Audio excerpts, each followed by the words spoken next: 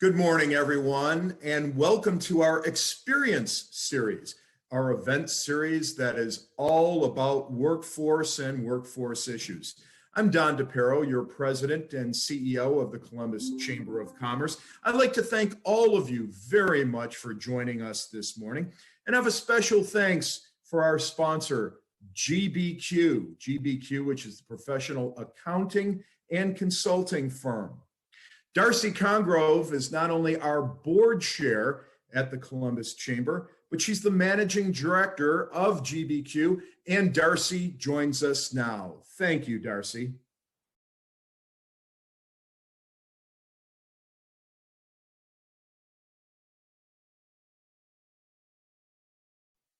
Thank you, Don, and a special thanks to each of you for joining us this morning. The Chamber's Experience series aims to provide Central Ohio businesses with access to relevant and reliable workforce resources through engaging panel discussions. GBQ is thrilled to support these conversations as the Experience series presenting partner. For those of you that don't know us, GBQ is an accounting firm based here in Columbus. We serve primarily closely held middle market companies. We know that finding, retaining, and developing talent are key issues for our clients of all sizes and industry groups. The talent market here in Central Ohio has been challenging for quite some time, and the issues have been exacerbated by the COVID pandemic. Today, we're discussing the importance of employee retention. Whether you are leading a large corporation or one of our small to mid-sized businesses, losing employees is costly in many ways. We will hear from panelists who are experts in their respective fields as they share strategies and best practices for improving employee retention. I'd now like to introduce Kelly Fuller, Workforce Director for the Columbus Chamber of Commerce, to begin our program. Good morning, everyone. Hello and welcome to the Columbus Chamber of Commerce's first Experience Series event of 2021, Building Loyalty and Reducing Turnover. I am Kelly Fuller, Director of Workforce, and we're so glad that you're joining us today as we sit down with a fantastic panel to dive more deeply into a conversation top of mind for so many of our employers, retention of our workforce. The cost to replace a team member can be as high as 2 times an associate salary, and it can also result in loss of production efficiencies and corporate knowledge. So what can employers do to be an employer of choice and thereby reducing costly turnover? We will be talking about how you can create and foster environments that are engaging and supportive of your work team. We encourage you to join in the conversation today with questions and respond to our interactive poll throughout this morning. Now, please allow me the pleasure of inviting our panelists to join in.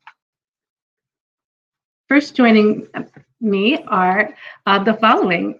We have Sarah Segan from Ology, Chief Experience Officer. Sorry, I gave you a promotion there.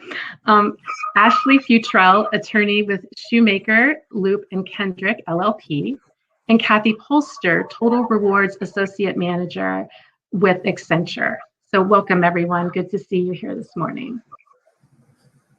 We're going to get started with just some questions around the whole issue of retention. As I've been meeting with our chamber members in the last year, and we know what a disruptive year it's been for all of us, and it's been showing up in the workforce in many ways, our members have shared that retention is one of the main issues, and they're trying to figure out what are some better practices. So thinking about this year and everything that we've been through, talk about what you've done in the last 12 months to retain your teams. I'll kick off with you, Sarah. Great, thank you so much. Yeah, we've done quite a lot because it's been a very complex and complicated year. So we've had to attack retention in a multitude of ways, a lot of them being new territory for us as we think about becoming a business that was operating remotely. I think first and foremost, to retain our teams, we prioritize safety. We went fully remote even a little bit before we all went into quarantine, and we've stayed that way ever since and have not required anybody to come into the office or travel. Now, we were fortunate enough as a business that we were able to operate this way, and I understand not everybody can. But even if you weren't able to do that, the key to our success has been really a lot of communication about prioritizing people's safety and what that means and how important that is to us. And so everybody understands how much we emphasize that as a priority. Secondly, compliance and communication, as I mentioned already, communication, but like just making sure that we were following along with the federal acts and providing all that appropriate information to our employees, consistently communicating with them about those changes. So they just understood what their options were as they were faced with some of the issues around the pandemic. And one of my favorite shifts in our culture is this idea of a culture of empathy and understanding, because everybody's situation is incredibly unique when we're working from home. And so we could do things for people as a community to try and enhance your experience. But at the end of the day, we're going to make mistakes right now. We have children at our feet. We have dogs barking in the background. We're trying to maintain a lot of different things at the same time. And that is incredibly challenging for all of us in a unique way.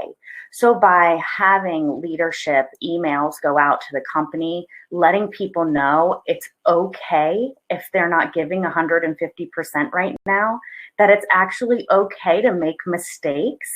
It's okay to take a back seat and ask others to lean in for you, and really just consistently emphasizing that with our community.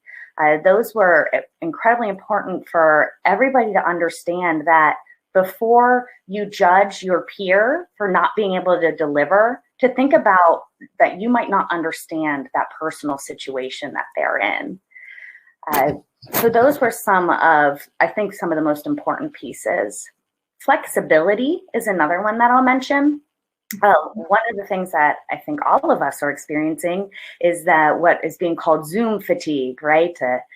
Consistently being on your screen all day, barely being able to get up, which is so funny because who would have thought? You thought working from home would actually create, a little more opportunity than it actually has. And so what we instilled was flexible hours. And this is something where our business meetings don't start until noon on Mondays, and they end at noon on Fridays. Now, there's always exceptions. We are a client-based business, but we try and give people space. And I can't tell you how amazing it has been to remove those Sunday scaries, where I can look in on my email in the morning. So those are some of, I think, the most important things that we put in place to retain our teams. And then I have many other examples as well. Great. And talk about Zoom fatigue. I'm a victim of it already this morning, I guess. I didn't give an opportunity for each of you to introduce yourselves before I dove right into this, into the first question. So I'm going to take a moment to allow each of you to share with our audience so that people can know a little bit more about you. Ashley, I'm going to start with you. If you'd introduce yourself and a little bit about your role with your organization. Absolutely. Thank you so much, Kelly, for inviting me to speak this morning. It is really my pleasure. So I am actually coming from the employment law perspective.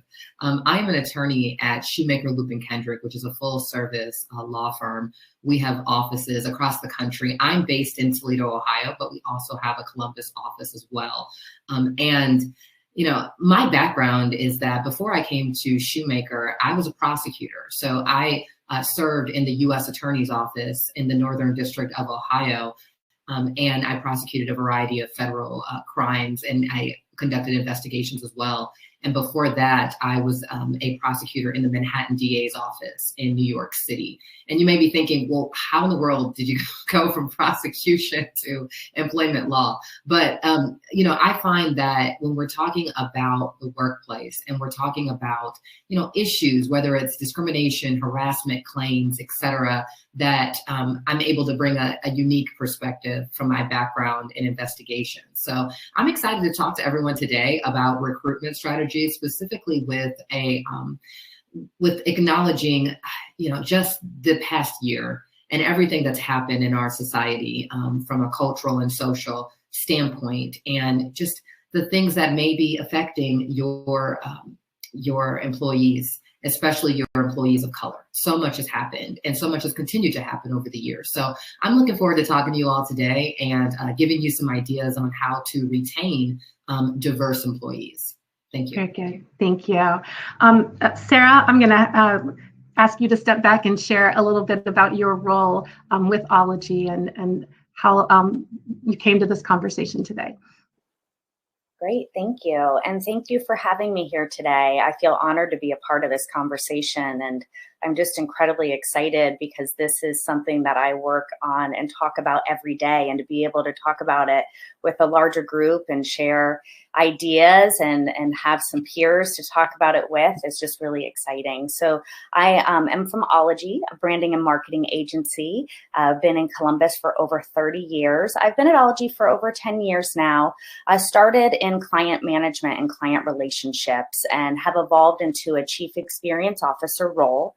As a leader of the business, I'm really focused on the human experience from the inside out.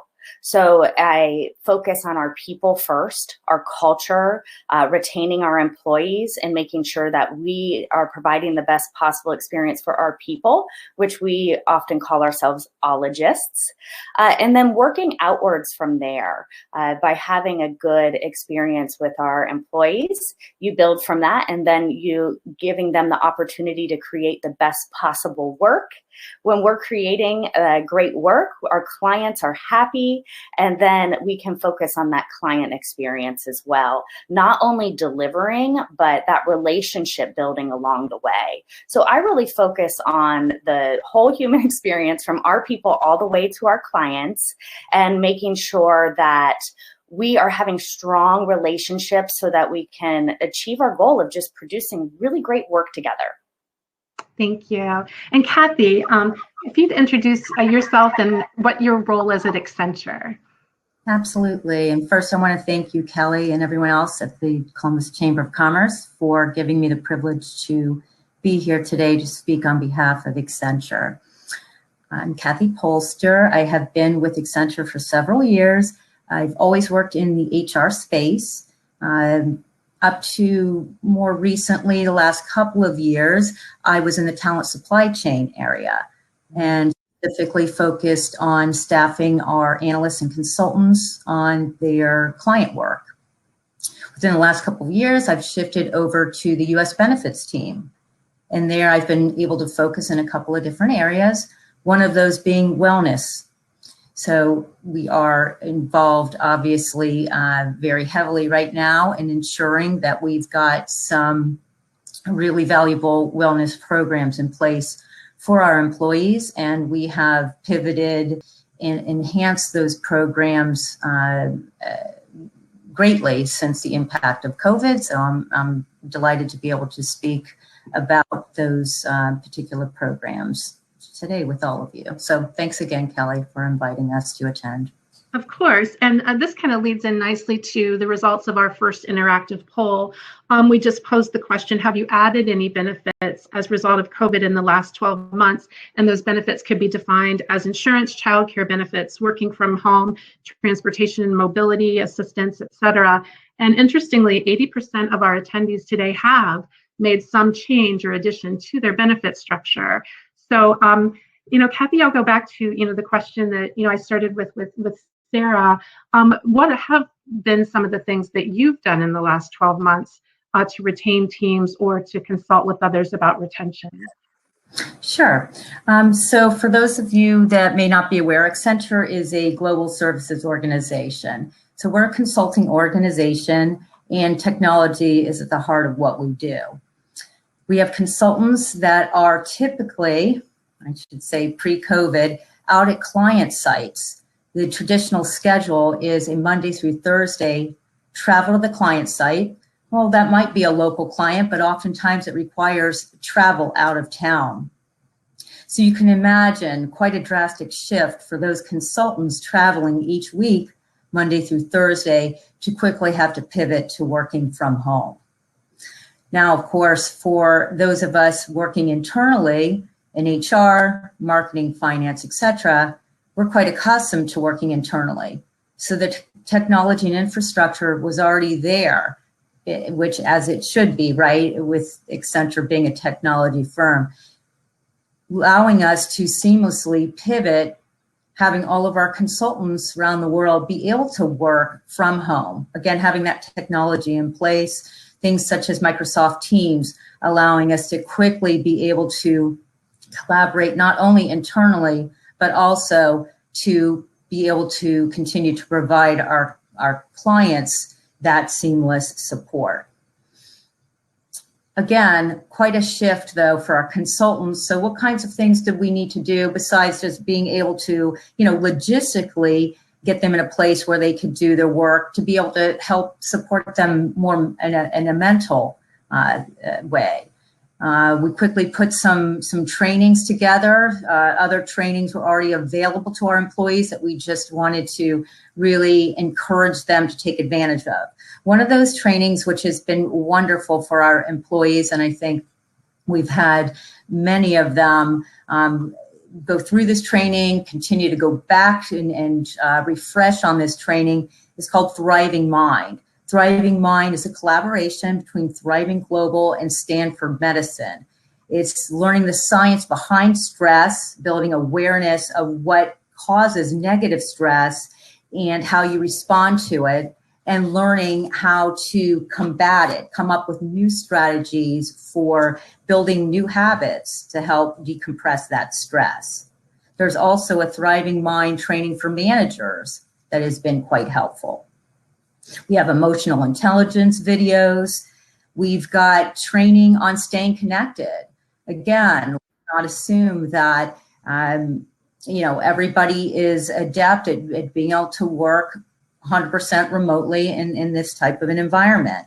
So there are some trainings available for collaborating using Microsoft Teams, trainings on engaging with your team, establishing virtual teams, effectively learning about teams through change, using COVID links that provide information on the client responses and industry points of view around COVID. We've greatly enhanced our childcare opportunities as well. I mean, you think about the fact that we now have working parents at home 100% of the time and children now at home. So daycares are closed. The schools are either closed or children are working, doing school through distance learning. So how do we support allowing our working parents to be able to work effectively, focus on what they need to do in the task at hand, while also providing support for their children? So we'll talk about that more in depth as we get into some other areas, but certainly childcare programs have been embellished greatly at Accenture. I also want to mention that we acknowledge burnout. Right now we've got the blending of the professional and home life together. Where are the boundaries for our employees? We don't want them working 24/7, but yet the work is there, it's accessible. Let's figure out a way to kind of cut those boundaries. So that's where the mental health resources come into play. The employee assistance program that offers counseling sessions, and the addition of some mobile apps that have allowed our employees to take care of themselves mentally through the access of these apps. And then lastly, similar to what Sarah had indicated, our leadership has asked us to not have internal meetings on Fridays right now and through the rest of the fiscal year. They've asked us to concentrate on just kind of, catching up on workload on Fridays, having informal discussions with our colleagues just to connect and to support each other, or really just pay time off on those Fridays. No, that's fantastic. I know years ago when I was working in Chicago, we used to block off Fridays to catch up on like industry reading and just to kind of just synthesize the week that had just happened and get ready for the next week. So that's great that that's something that organizations are looking at really promoting for their workforce. I want to talk about the whole life cycle of an employee. We're focusing today on retention, but we also know that the whole role of recruiting and hiring and bringing people on board. That's where that relationship starts. Ashley, I want to turn to you and ask, What role does recruiting and hiring and onboarding play in retention efforts? How important is that? Kelly, it is so important, but what I'm happy about is that we're talking about retention first, because what I always say is that before you recruit, you have to get your house in order first. Yeah. And that's really important because so many times, I talk to clients who discuss, they tell me often, how do I recruit this amazing, new employee? And we have this job ad and oftentimes they'll also talk to me about recruiting diverse employees. And the first thing that I say is you have to look under the hood a little bit. You have to go inside the company or the organization and look at the infrastructure that currently exists. Because if you get your house in order, so to speak, first, and that can come in a variety of ways. One thing that I often talk to clients about is creating communities within your organization. Sometimes companies or organizations will call those affinity groups, okay? But it's basically creating those communities so that your employees can talk to each other. And we've seen that, especially with COVID. I mean, it is so isolating. And it is important to have those communities to talk to each other, so that your employees can engage with each other about the office culture. And that's especially important, as I mentioned earlier, after the events of the last year regarding social justice. Because, it's funny, back when we were actually working at work in an actual office building, it was almost impossible to turn off the events that were happening in your personal life or in the news as you just walk into work. I mean, that's aspirational, but for many of us, that's very difficult to do. Now imagine we're working at home. So, we're watching the news constantly. It's a 24-hour news cycle. We're learning about events. We're watching videos. Like, all of this was happening last year, and yet there was no escape from it because many employees were working from home. So that's why those communities are so important, to be able to put those in place so that employees can talk to each other about what's going on in the world and within the office as well. Also, creating mentorship opportunities. Now, we've heard of mentors before, but I'm talking about a very intentional approach to mentorship, where first there's buy-in on both sides. The mentor wants to be a mentor. The mentee wants to be mentored.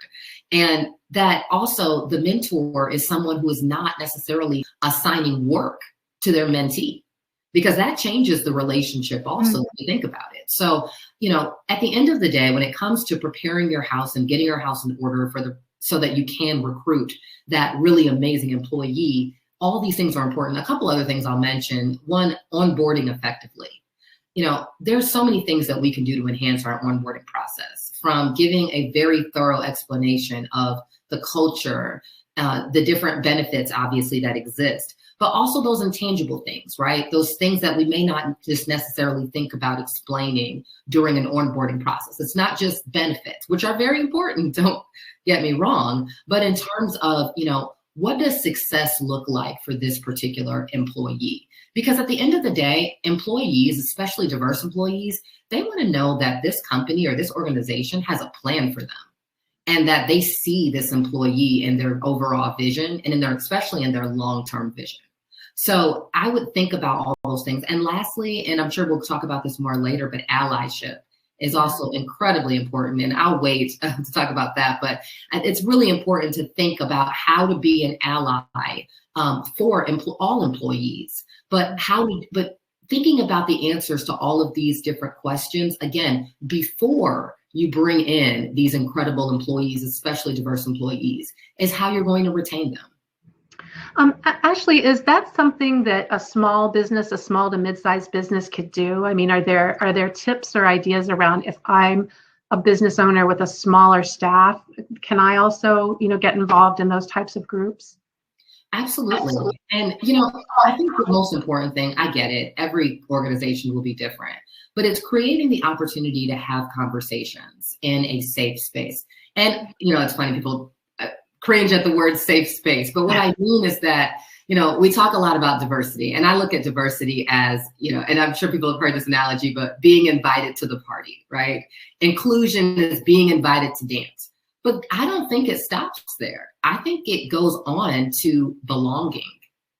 And that's something we talk about D&I, diversity and inclusion, but the belonging is what's really important. Because if you look at it from the party analogy that I just used, you're invited to the party, you're invited to dance. The belonging step is you're a part of the conversation for the next event, for the next party. You're helping to figure out who's going to be the DJ for the next party. What kind of food are we going to serve at this party? Who's invited to this party?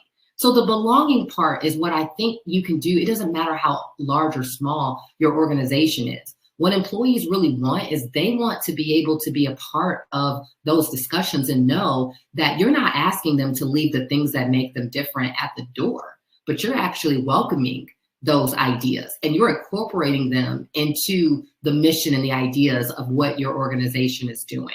So I don't think it really matters in terms of the size. I think the intent is really above all what matters most in this situation.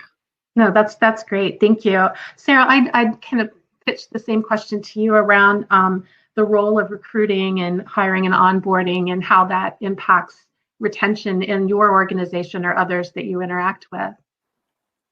Yeah, I definitely could not agree more with Ashley and the points that she made. And I believe that retention starts the minute you engage with anybody that could be a potential employee and that experience that they have.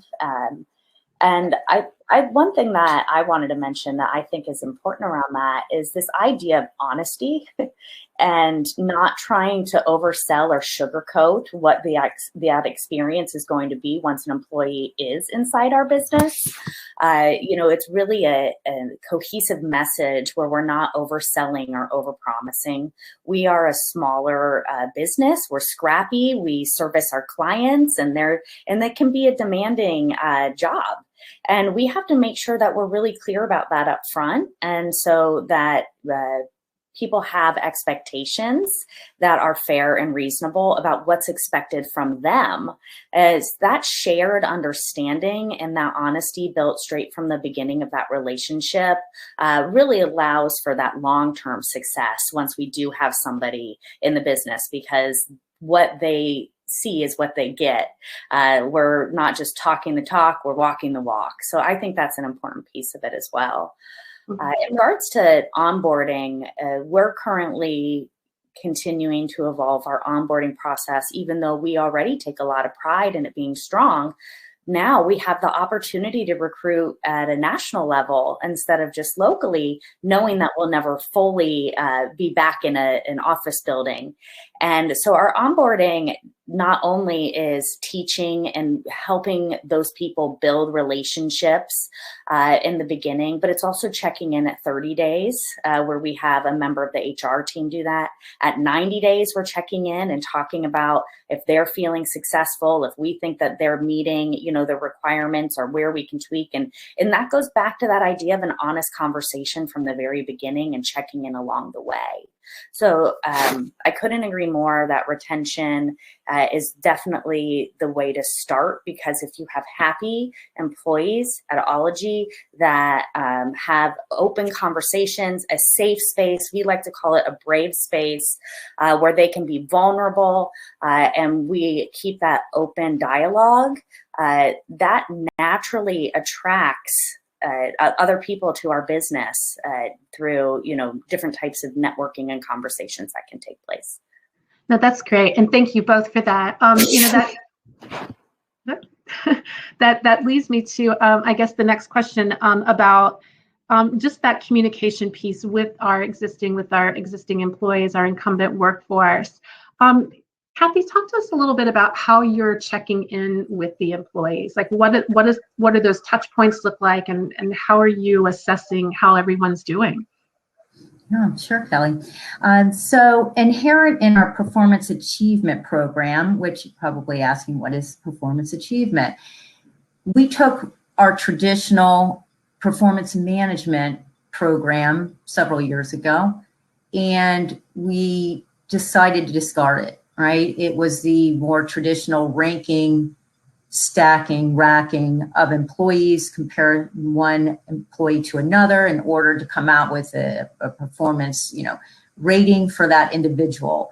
We decided that wasn't working for Accenture. We went to Performance Achievement, which is more of a people-centered program. It's about having everyday conversations. It's about our people leads reaching out to their council leads on a regular basis, having natural conversations to discuss priorities, to provide feedback, to talk about the successes that that individual has achieved over the year in a very kind of forward, future-focused, what's next type of idea to this particular program. And so it really lends itself nicely to the idea of just checking in with employees, because we've got that natural checkpoint that is occurring on a regular basis. And it's not only the people leads with their counselees, but it can be colleague to colleague. And again, just allows for the natural course of conversation to understand how are we doing, not only professionally, but also personally. I have seen also recently that many of our managing directors, so our top level executives, have created open forums for employees to join them and, during any given session to ask questions, professional questions, personal questions. Nothing's really, off the record there. And I can tell you that in the total reward space, which is where I work, we have our managing director creating sessions for us to join called Ask Sharon Anything. And again, encouraging us to connect with Sharon, to get to know her, both again on a professional level and a personal level, because, as Sarah even indicated earlier, it's all about us being real right now. It's about being truly human, right? The dog might be barking, the child might interrupt us. That's our life. That's our reality right now. And so for us to be able to come together as a team and to be able to see that our managing directors are experiencing those same kinds of things in their lives right now, I think has been very impactful. And again, just gives us another connect point, right? While we're working remotely, we need as many ways as possible to be able to connect with each other. So having the managing directors be vulnerable and to be accessible right now is very important. We also have a number of employee resource groups. For example, military, African American, LGBTQ, etc.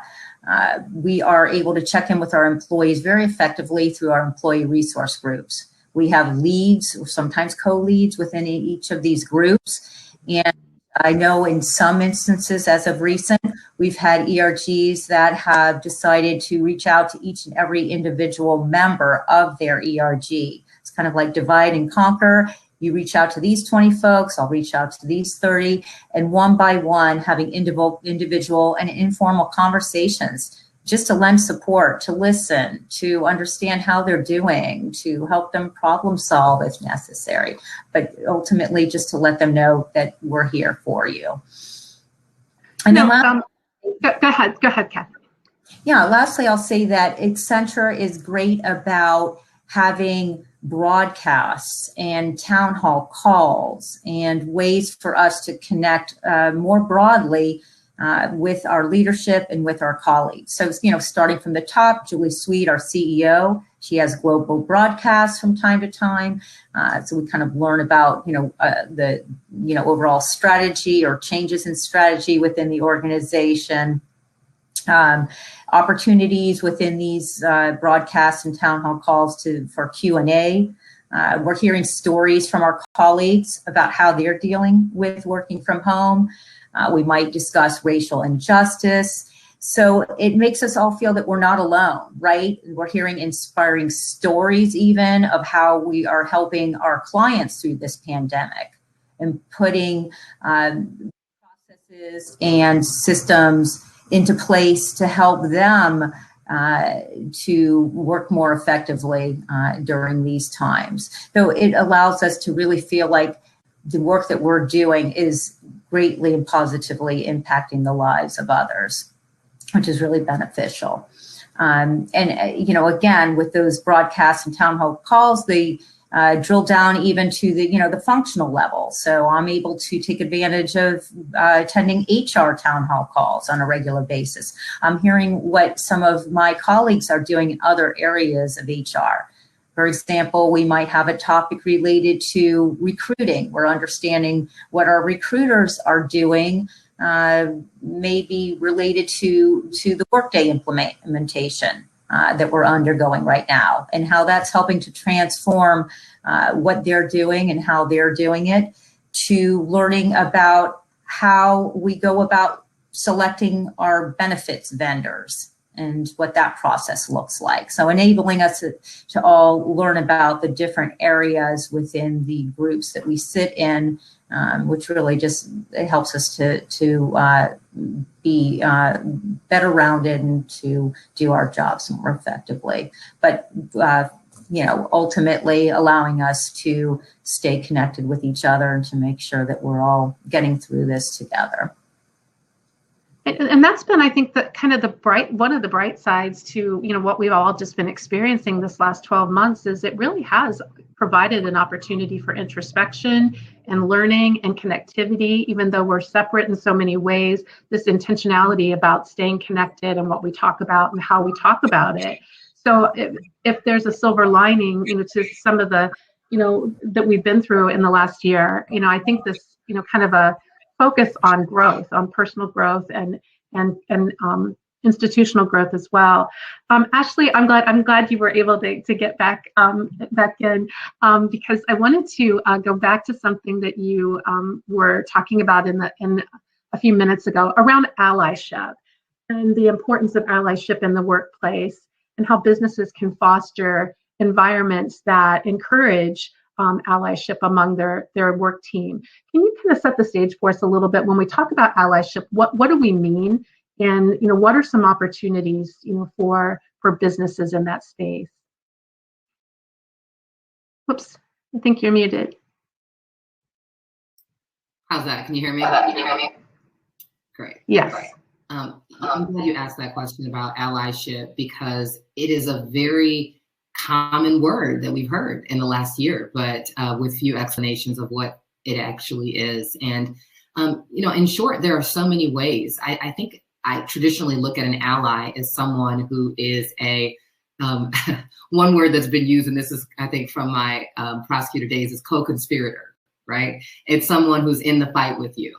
And it's someone who, empathizes with your situation, even though they may not themselves have actually experienced it. This could be a man who's an ally to a woman. It could be a person who is Caucasian who's an ally to a person of Asian descent or African-American descent. It could be the other way around as well. Allyship is interesting in the workplace because, one of the things I do is I offer trainings to various businesses and organizations. And what I talk to them about is this idea of microaggressions that exist in the workplace. And if you haven't heard that word, it's basically, these are like little shortcuts that the brain will sometimes use to characterize people. And they can kind of come across sometimes masked as a compliment, but many times are actually not that. So an example might be if a person who is not an African-American tells an African-American that they speak so well, or they're very articulate, right? That could be masked as a compliment. But in reality, you have to ask yourself, would you say that to someone of a different race? Are you saying it because it's a surprise to you that this person speaks well? And again, that can make a minority person feel marginalized and feel different in that situation. So I would say that in terms of how we can be good allies, and in the workplace especially, one is standing up when you see injustice or when you see discrimination occur. You want to be the person, and you don't have to do it. You don't have to be incredibly combative. You don't have to take on the fight yourself. But part of it is just standing up and saying, wait, what do you mean about that? Or if you see a woman in the workplace who's overlooked, or maybe she has an idea that was ignored, maybe bringing up that idea again and attributing it to the person who said it. That's a great way to be an ally. So challenging discrimination, racism, also being aware of things like unconscious bias and the fact that sometimes, look, we're human. So often what we might do in the workplace, and I've seen it myself, is that we tend to connect with people who remind us of ourselves. So it may be that Susie reminds you of you when you were Susie's age, right? Or, Brandon comes from your same neighborhood. Or likewise, Jessica may not come from your same neighborhood. And you have a certain thought about people in Jessica's neighborhood. But what we don't understand is that oftentimes those thoughts, right, that comes into our hiring decisions sometimes without us even realizing it. And it can also come into play when we're doing things like giving out assignments and figuring out who's going to do what or who will be promoted or who will our leaders be. So I think, again, just kind of fighting against those things that have definitely happened in the workplace. Also, I think a great ally is someone who is not only a mentor, right, but a sponsor, a champion. And you may ask, what do those words mean? And what I recognize them as in the workplace is when sometimes you don't even have to advocate for another person in front of them. Sometimes it's carrying on that conversation even when they're not around and pitching that person, especially that person of color, to someone in leadership.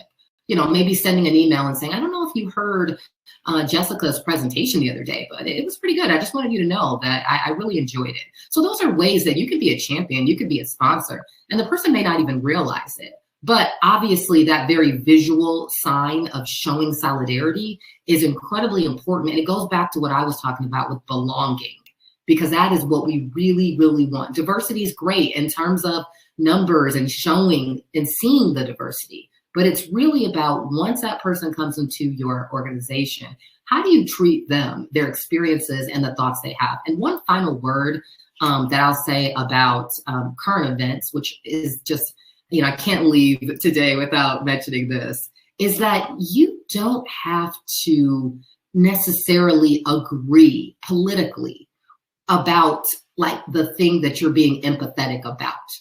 So for example, obviously, there were so many events of racial injustice that occurred in the last several years.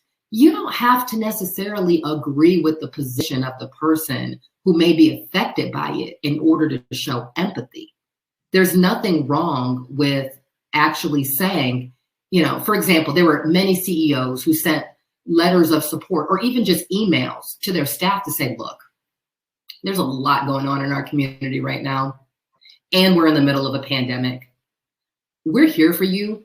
Here are some support services if you need them, if you need some time, if you're thinking about possibly going to counseling, or if you want some resources or ideas for mental health, we're here for you. And like showing that solidarity is so important. And again, that CEO didn't necessarily say, and I agree with everything, and I agree with every fact of every case in this particular incident that was on the news, but it showed that it's about the people. It's about the family that exists in that organization or that company. So I really just want to stress that you don't have to feel like, well, I can only bring up the issue. I can only bring up this huge event that's in the news right now that affects Asian Americans or that affects African Americans. I can only bring it up if I have the same opinion that I think, right, this minority in my company might have. So empathy, I believe it was Sarah who said this. It's exactly correct. Empathy is something that we need more of in the workplace, and you can show that empathy. And in fact, I think that it is a very important tool for a true ally to show, especially when they see events going on in the news, because sometimes, honestly, silence can be worse than fumbling through it. You don't have to have all the answers. You don't have to say everything perfectly, but say something. Yeah. Thank you for that, Ashley. And I will turn back to you, Sarah. Yeah, the importance of empathy, right, in any relationship, and that certainly is true in the workplace as well. Sarah, what are your thoughts on allyship in the workplace and how we can foster those environments? Yeah, I'd like to share a little about what Ology's been doing to support allyship and to have Ology as a business be the biggest ally. And one of the ways that we did that, we are a smaller business, so we don't have a lot of groups, that are clubs or things like that where people get together, but we do have volunteer groups, and we created a social justice committee that is just a group of incredibly empathetic and passionate allies in our business. And it is a volunteer group, and it actually, the idea of fumbling that Ashley just mentioned was what we did in the beginning, right? The business made some promises on how we were going to be better allies as a business. And this group was formed to get together and to help support that. And we just tried to take on the world. I mean, we had a list of things that we were going to tackle, and we were going to do it all at once. And all of a sudden we had this spreadsheet of 100 items, and it became so task driven that we forgot what we were actually gathering for. And we had to reset, and we had to think about, okay, why are we here and what are we setting out to achieve? And so we did that by putting together a purpose statement for that group, and sharing that with our leadership team, and getting that buy-in from the business owners, and asking them for a budget, asking them for time to get in front of the company when we want to educate and train, asking for their ear and their time commitment to our group to help advocate for the things that we're doing. Within that group, we then formed committees. We have an education and training committee, which is very much focused on bringing research to the people of ology in a variety of different ways. So that we do that by, in our weekly newsletter, we always have a link of what's going on. But just this past week, with what happened, in the impact with the Asian American culture, what we did is we actually canceled our company meeting. We put together a one-pager of a bunch of different resources so people could understand what was truly going on. We then gathered as a group during that company meeting and just shared. We'd like people to take that time, whether that is time for space, whether that's time to check on loved ones that might be impacted, or whether that's time to dig into that research and have a deeper understanding. And then we followed that up with just yesterday having an hour-long time on the calendar for people to just come and talk if they wanted to, and having that brave and safe space. And so that is an example of what the Education and Training Committee can jump on a time where we need to act quickly and help provide resources and education. We also have a people and policy committee, which is partnering with myself and and our HR team and our leadership team. And we are investigating and really looking into the infrastructure of our business and seeing how we need to evolve and change. And it's overwhelming because we're really digging deep and thinking about that from our hiring practices all the way through our company handbook, how we promote and everything. And it's a lofty task, but we have to remind ourselves it's going to take time. And every time we're having a conversation, every time we're pushing the business forward, every time our community is connecting with our decision makers of the business, we're moving forward. And then the last one is an outreach committee, because we have to increase the diversity of our business.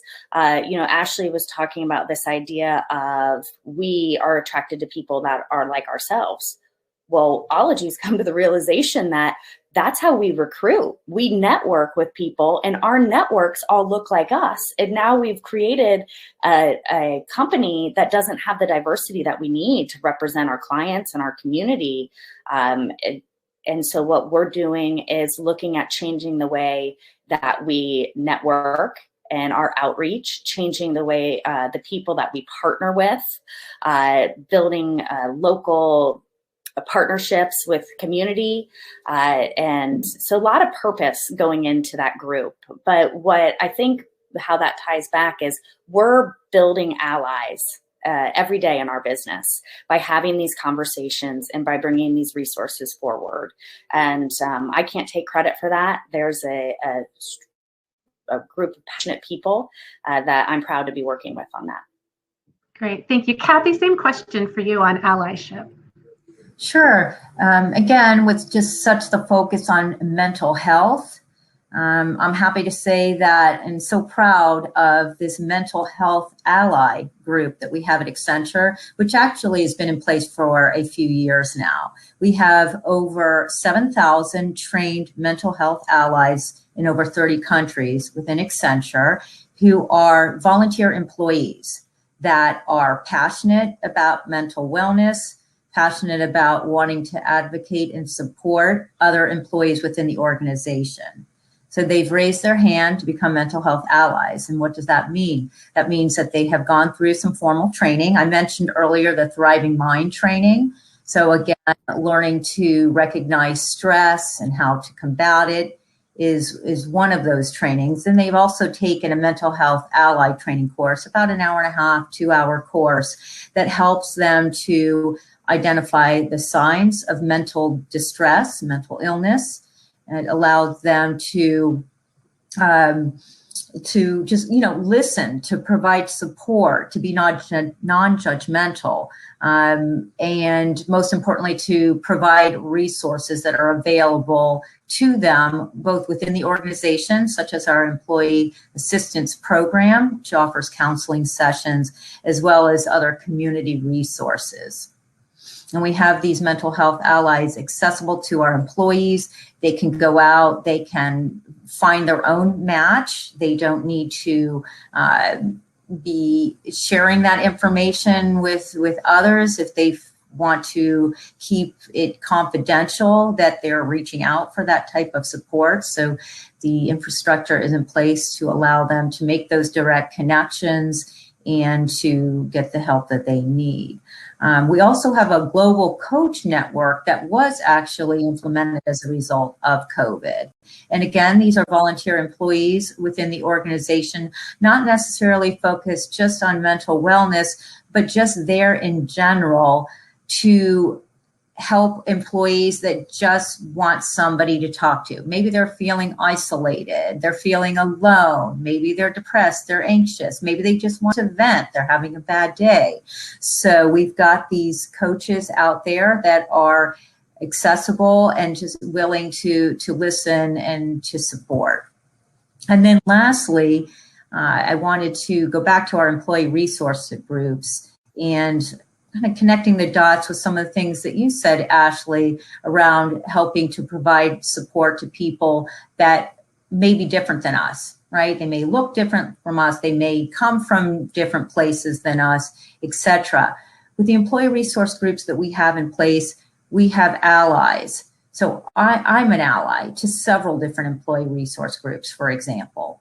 I'm a member of the African American ERG, the military ERG, the LGBTQ. So I might not identify specifically with that group, but I'm there to support, I'm there to advocate. And there are many people within the organization just like me that are participants in these employee resource groups so that we can educate ourselves, we can learn about the challenges of these particular populations, so that we can be there with them, supporting them, lending empathy, etc.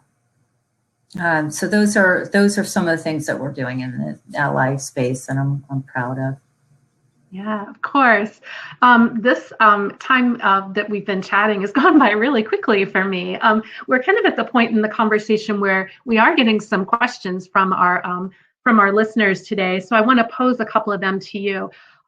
We do have one question on, can each of you give one simple thing that a small organization can do to implement right now, some steps to take right now that would help improve the overall culture of that workforce? So think of it through the lens of a smaller business, maybe one simple step forward. I'll start with you, Sarah, if you don't mind. Are there thoughts that you might have on one simple thing that a business can do, a small business, to get started on improving culture? Yeah, I did make a note that one thing that we haven't mentioned yet was the idea of having fun and connecting people together that isn't always tied to the work. And that can be harder in this type of remote environment. But that makes it even more important because you're not having those natural connections. And it's even more important when you have newer employees entering your business, because they haven't had that experience when Ology was brick and mortar and everybody was in the office. You build those connections. Then as people start entering that have never had that experience, they don't have that connection. And so we try to create organic opportunities for our people to connect. And we ask our leaders to also do that within their teams. So it's not just a business, company-wide thing, but it can also be within teams. And some of those are as simple as coffee talks. A couple of our different leaders have put together just a 30-minute meeting. It's on a Monday or a Friday where their team just gets together and just talks about their weekend, about what television shows they're watching. We've also have Slack, which is a way that we communicate internally, like an instant messenger. And we have just fun groups like Ology Pets, where people just send goofy photos of what their dog's doing. We have a parent channel, and just simple ways to connect that aren't tied to the work, whether that be fun events, getting your team together just to chat, or, looking for opportunities for people to connect, in chats or other ways. Yeah, fun is always important, and we can't lose sight of that, right? Thank you for that. Ashley, what do you think one thing that a small business could do right away? I would suggest, and maybe businesses do this already, but to the extent that you do not, an anonymous question/suggestion box. It would be I worked at an organization that had this, and you could either indicate your name or not if you didn't want to.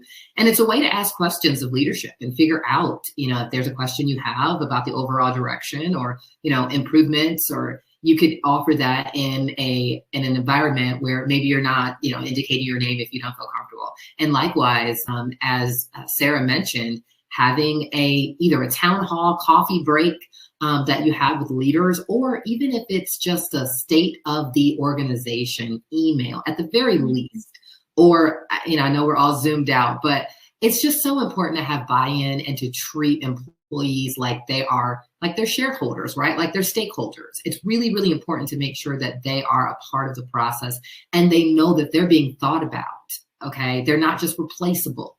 And if you empower your team to, come forward with suggestions and questions, and then you address those, but also you give people, the employees an idea of the overall goals and missions and what's going on right now, basically like a state of the organization or an update. I think that would be a wonderful way to improve workplace culture and improve transparency as well. Very good. So fun, a lot of communication. Kathy, what are your thoughts? One thing a small business could start right away.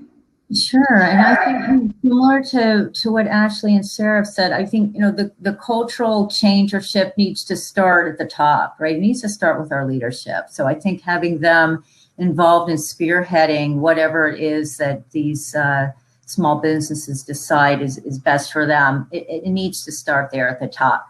What we did back in the times where we did gather within the office, gosh, what a novel idea, had monthly happy hours on Friday afternoons with our leadership. And we would have our managing directors rotate being the focus speaker for those conversations. And they all had different ways of interacting with our employees. Some were more, formal than others. Some came and just said, ask me any question that you want to. But it allowed us to get to know that individual, to understand their career journey, which for some employees was really interesting because they might have been thinking about taking that similar career journey, or thinking about the fact that, hey, one day I'd love to be a managing director. How do I get there? What are some of the things that this individual did to help them get to the top, and what can I take from that? So not only, career advice, but just, again, learning about them personally, help to build relationships, build the trust with those managing directors, be able to look at them as real people, knowing that, beyond this happy hour session, I have the ability to call that managing director and to get advice from them in the future to help me solve a problem that I might be having on the client site, et cetera. Starting with that foundation, though, of just, opening that door to building the relationship, I think is very important. So I think that can easily be translated into this virtual setting, maybe something similar to what we are doing with our managing director. I know I explained the example of Ask Sharon Anything, and I think something like that can be done, in a very kind of, easy, quick manner without, a lot of planning or logistics attached to it.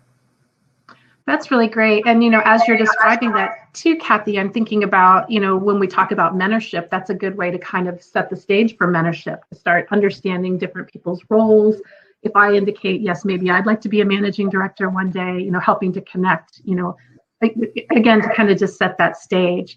We do have another question that's in, I want to position for you. What kind of efforts are effective when your workforce has gone to new industries? So thinking about specifically hospitality was out of commission most of 2020, and now lots of other industries are hiring. Lots of amazing people had to move on to new industries. So if I'm understanding the question correctly, how do I retain someone who's maybe come from a totally different industry? Now I'm like not only having to find a new job, but I'm probably having to use some transferable skills or go to a totally new industry. What are your thoughts on that? Sure, I'll start. Thanks. I think there's a couple things. The first is that we never want to assume the best thing that we can do is just talk to the employee, talk to them, get to know them, figure out, what are their interests? Who are they? Where are they from? What do they like to do when they're not at work? And then once you have a better idea and develop a rapport, you can start asking them about the types of experiences they had in their previous industry. What did they like? What didn't they like? What were some of the challenges? What were the opportunities? Do they have any anxiety as they move to this new industry? And, we don't know unless we have that conversation. And once you have that conversation, I think you'll have a better idea of, what are some blind spots or things that you may want to consider now that you didn't know before. The other thing is not just putting it on the new employee to give you all the answers, but doing your own research as well. The great thing about the internet, honestly, LinkedIn, so many different online platforms, is that there's so many resources out there about a variety of industry. So at the very least, you could go into the conversation or even follow up with the conversation with tools and resources to tell you about, what are some challenges or obstacles that this industry as a whole experiences, so that you can, think about that and know that that's something that you may want to think about in the future. And then also don't just have one conversation, follow up with that person. I'm not a fan of yearly reviews. I think that reviews should happen much more often, because you don't want a person to be surprised. I always say that, during a yearly review, you don't want the person to be surprised by the feedback. You want to constantly have a continuing conversation. And I would say likewise in this situation, have that conversation, but continue to have it. Check in with that employee to make sure that any issues and anxiety or, anything that they may have anticipated could happen, that you've addressed it, and you can check in to see if it has occurred or if it's getting better, or basically to check in and see where they are at this point. So that's what I would suggest in terms of working with employees who come from a new industry. Yeah. Sarah or Kathy, any thoughts on that particular question? Yeah, I would love to chime in. I love hearing the fact that we're bringing people in from new industries and having those conversations, because when you are identifying somebody's strengths by their grit and their ability to learn and grow and their passion, those are the kinds of things that we should be looking for when we think about just a more equitable way of our hiring, and that it's not just that you check every single box on a job description. And so I think I would actually promote this as a huge opportunity for our businesses to go find people that have a different way of thinking. I can share personally, I come from the food and beverage industry, and had a long career in service and managing restaurants and waiting tables. And I originally was almost scared or didn't think that those skills were transferable.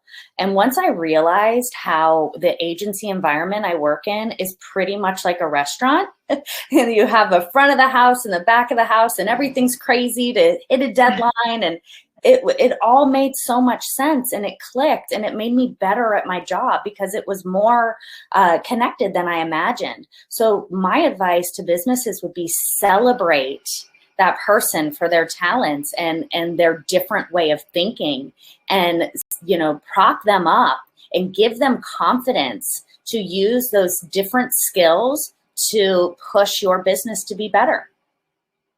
Okay. Kathy, any thoughts on that particular one? Yeah, I mean, I would just say, you know, first of all, do your homework, really, you know, understand what kinds of opportunities are out there that you are passionate about, and that you feel that you have some transferable skills in order to be able to, you know, effectively come on board and integrate into.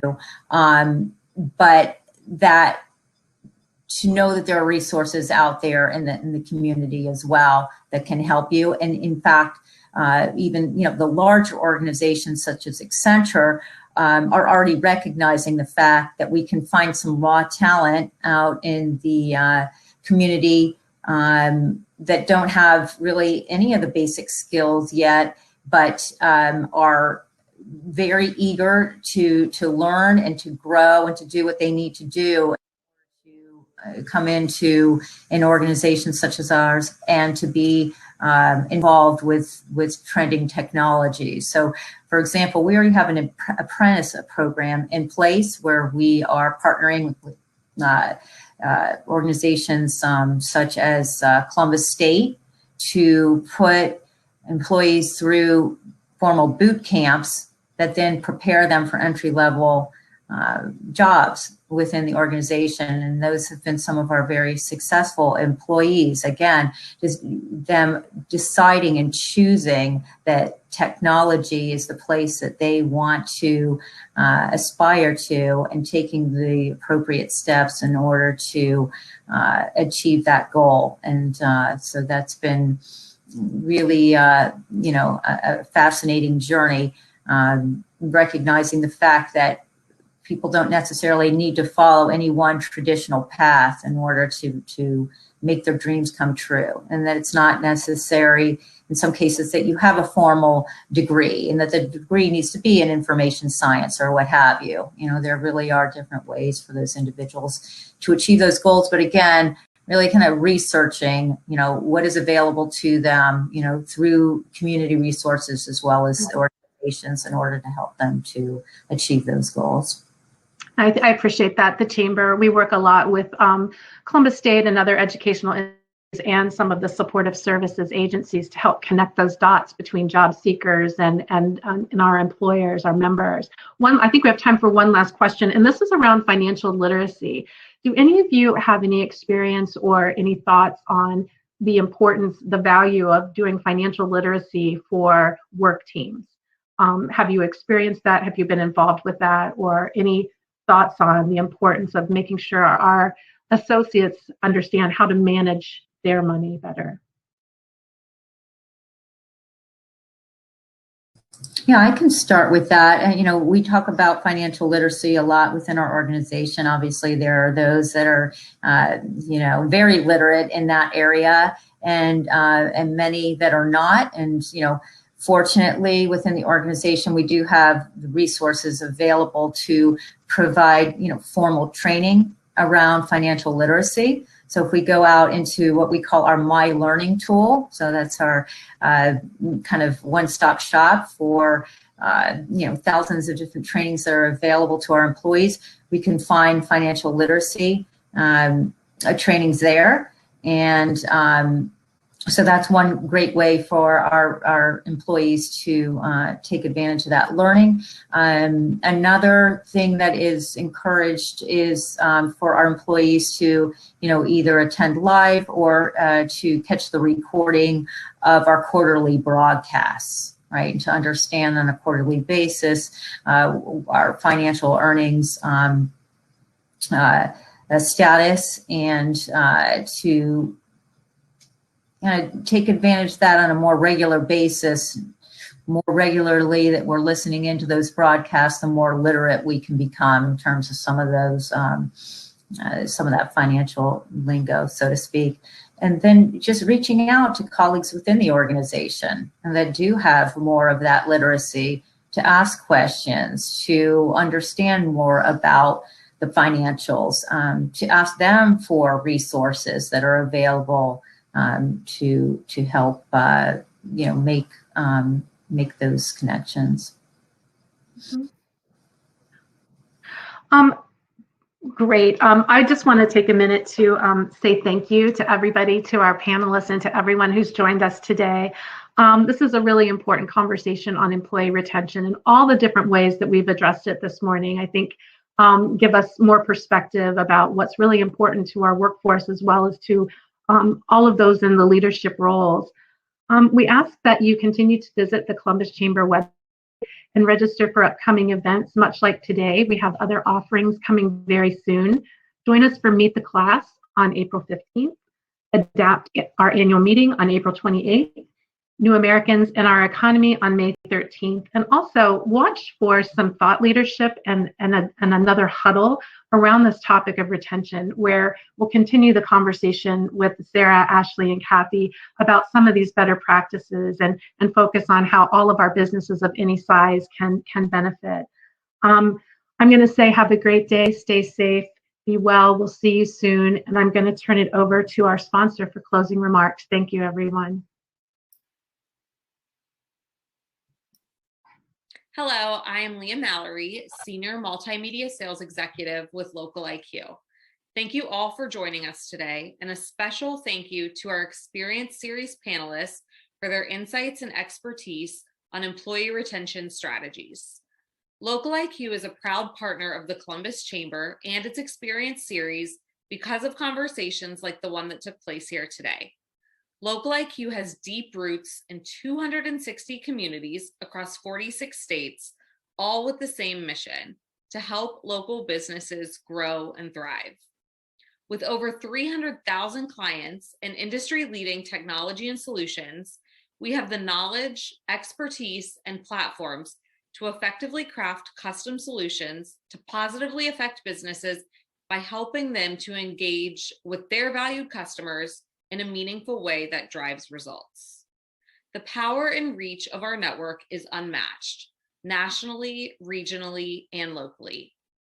Through the USA Today Network and our local media brands, we are able to reach 1 in 2 US adults with over 40 million unique monthly visitors.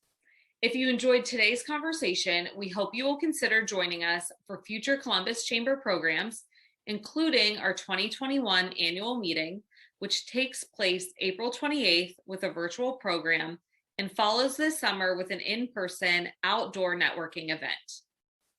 This year's annual meeting features 5 distinct keynote presentations with 7 unique keynote speakers, including Kelly Fuller, who will interview Sean Holt, President and CEO of Maryhaven.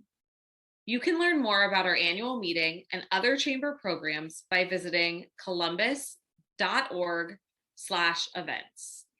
Thank you, and we look forward to seeing you again soon.